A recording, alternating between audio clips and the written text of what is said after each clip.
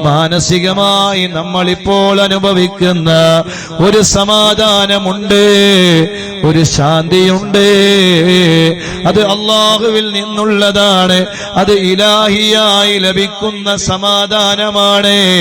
മദനിയത്തിന്റെ മജ്ലിസ് കഴിഞ്ഞു പോകുമ്പോ ലോകത്തിന്റെ നാനാദിക്കുകളിൽ നിന്ന് നമ്മുടെ മദനീയം മജ്ലിസിൽ പങ്കെടുക്കുന്ന ഉമ്മമാരും ഉപ്പമാരും അനുഭവിക്കുന്ന ഒരു ആത്മീയമായ അനുഭൂതിയുണ്ട്, ഒരു ആത്മീയമായ സന്തോഷമുണ്ട്, ഒരു ആത്മീയമായ സമാധാനമുണ്ട്.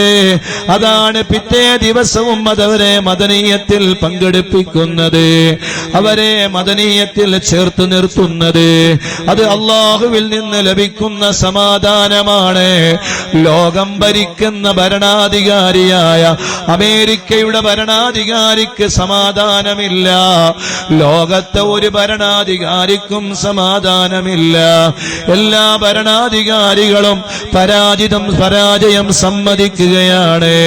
340 സീറ്റുകളോടെ ഭരണത്തിലേറിയ ഈ ഇന്ത്യയുടെ ഭരണാധികാരിയും ഇപ്പൊ 240 സീറ്റിലേക്ക് കുറഞ്ഞു പോയപ്പോ അയാളും അനുഭവിക്കുന്നത് വേദനകളാണ്, പ്രയാസങ്ങളാണ്, മാനസികമായ ടെൻഷനുകളാണ്. എന്റെ അധികാരം നഷ്ടപ്പെടുമോ എന്നുള്ള ആദിയാണ്, വേദനയാണ്, ദുഃഖമാണ്. പ്രത്യേകമായ തീരുമാനങ്ങൾ എടുക്കാനുള്ള പേടിയാണ്. ലോകത്ത് എല്ലാവരുടെയും അവസ്ഥ അതാണ്. എത്ര വലിയ പണമുണ്ടായാലും എത്ര വലിയ അധികാരമുണ്ടായാലും സമാധാനം ലഭിക്കണോ? അലാ ബിദിക്രില്ലാഹി തത്മഇന്നുൽ ഖുലൂബ്. അല്ലാഹുവിലേക്ക് മനസ്സ് തിരിച്ചു വച്ചോ, റബ്ബിനെ ഓർത്തോ, 5 വക്ത് നിസ്കാരം നിർവഹിച്ചോ, സുബഹി നിസ്കാരം കഴിഞ്ഞ് ആയത്തുൽ കുർസി ഓതി ദിക്ർ ചൊല്ലി അല്ലാഹുവിനെ ഓർത്ത് ദുആ ചെയ്യുമ്പോ നമ്മൾ അനുഭവിക്കുന്ന ഒരു ആത്മീയമായ അനുഭൂതിയുണ്ട്. 5 വക്ത് നിസ്കാരം നിർവഹിക്കുമ്പോൾ നമ്മൾ അനുഭവിക്കുന്ന ഒരു ആത്മീയമായ അനുഭൂതിയുണ്ട്. സുബഹി നിസ്കരിക്കാൻ എഴുന്നേൽക്കാതെ രാവിലെ എഴുന്നേൽക്കുമ്പോ നമ്മൾ അനുഭവിക്കുന്ന ഒരു ടെൻഷനുണ്ട്, ഒരു വേദനയുണ്ട്. അതാണ് നമ്മുടെ എല്ലാത്തിന്റെയും പരിഹാരം അല്ലാഹുവിലുണ്ട്, നാഥനായ റബ്ബിലുണ്ട്. ആ റബ്ബിലേക്ക് മനസ്സ് തിരിച്ചു വെക്കണേ.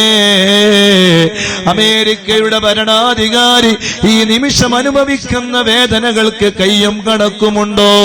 35 ഏക്കറല്ലേ കത്തി നശിച്ചത്, മില്യൺ ട്രില്യൺ കണക്കിന് കോടിക്കണക്കിന് ഡോളറുകളല്ലേ നശിപ്പിക്കപ്പെട്ടത്. അതേ, 100 കണക്കിന് ആളുകളല്ലേ മരണപ്പെട്ടത്. വ്യക്തമായ കണക്ക് പുറത്തുവിടാൻ അവർക്ക് ധൈര്യമില്ലല്ലോ. സുബ്ഹാനല്ലാഹ്, എത്ര വലിയ അത്ഭുതമാണ് അല്ലാഹു ലോകത്ത് നടത്തിക്കൊണ്ടിരിക്കുന്നത്.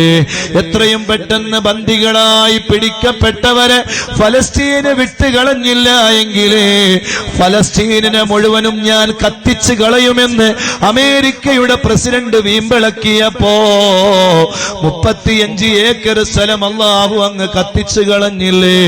നാഥനായ റബ്ബിന്റെ തീരുമാനമാണ്. എല്ലാം അല്ലാഹുവിൽ നിന്നുള്ളതാണെന്ന ബോധം വേണേ ചെറുപ്പക്കാരാ, പെങ്ങളെ. ലിപ്സ്റ്റിക്കും പുരട്ടി കല്യാണത്തിന് വേണ്ടി ചമഞ്ഞൊരുങ്ങി വന്നാൽ എല്ലാമായി എന്ന് ചിന്തിക്കേണ്ട മോളെ, പെങ്ങളെ. ഓ ചെറുപ്പക്കാരാ, ക്രിക്കറ്റ് ഗ്രൗണ്ടിൽ സമയം മുഴുവനും ചെലവഴിച്ചു കഴിഞ്ഞാൽ എല്ലാമായി എന്ന് ചിന്തിക്കല്ല. അല്ലാഹുവിന്റെ ദീനിന്റെ ഖാദിമീങ്ങളാകണം, ദീനിന്റെ ഖിദ്മത്തിലായി ജീവിക്കണം. അല്ലാഹുവിന്റെ ദീനിന്റെ ഖിദ്മത്ത് എന്ന് പറയുന്നത് അത് നിസ്സാരമായ കാര്യമല്ല. അല്ലാഹു നമ്മളെ ദീനിന്റെ ഖാദിമീങ്ങളാക്കട്ടെ.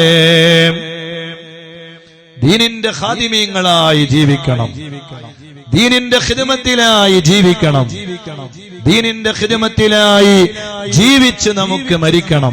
അല്ലാഹു നമുക്ക് തൗഫീഖ് ചെയ്യട്ടെ.